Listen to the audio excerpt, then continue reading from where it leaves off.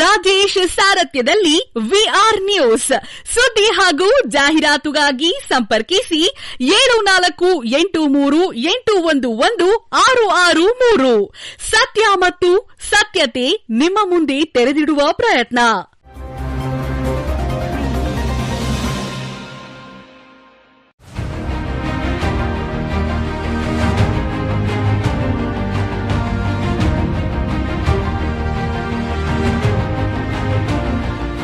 ನಾಗಮಂಗಲ ಪಟ್ಟಣ ಸುತ್ತಮುತ್ತ ಸಾಮೂಹಿಕ ಗಣಪತಿ ವಿಸರ್ಜನೆ ಕಾರ್ಯಕ್ರಮ ಅಂಗವಾಗಿ ಸಾಮೂಹಿಕ ಗಣೇಶ ಮೂರ್ತಿಗಳ ಮೆರವಣಿಗೆ ಪಟ್ಟಣದ ಟಿಬಿ ಬಡಾವಣೆಯ ಗಣೇಶ ದೇವಾಲಯದ ಮುಂದೆ ಸಚಿನ್ ಎನ್ ಚೆಲುವರಾಯಸ್ವಾಮಿರವರ ಪುತ್ರ ಸಚಿನ್ ಚೆಲುವರಾಯಸ್ವಾಮಿ ಪೂಜೆ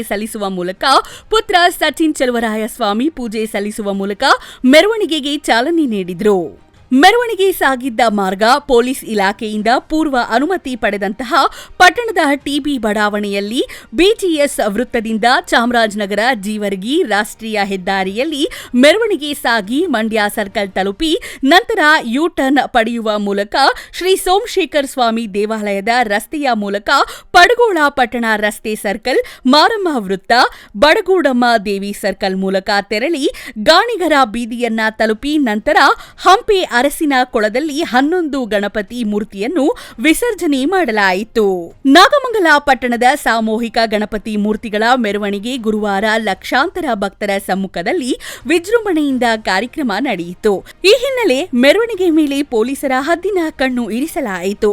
ಸಾಮೂಹಿಕ ಗಣಪತಿ ಮೂರ್ತಿಗಳ ಮೆರವಣಿಗೆಯಲ್ಲಿ ಯಾವುದೇ ಘಟನೆ ನಡೆಯದಂತೆ ಬಂದೋಬಸ್ತಿಗಾಗಿ ಎಸ್ಪಿ ಮಲ್ಲಿಕಾರ್ಜುನ್ ಬಾಲದಂಡಿ ಇವರ ನೇತೃತ್ವದಲ್ಲಿ ಕಟ್ಟುನಿಟ್ಟಿನ ಕ್ರಮ ವಹಿಸಲಾಯಿತು. ವರದಿ ರಾಜೇಶ್ ವಿಆರ್.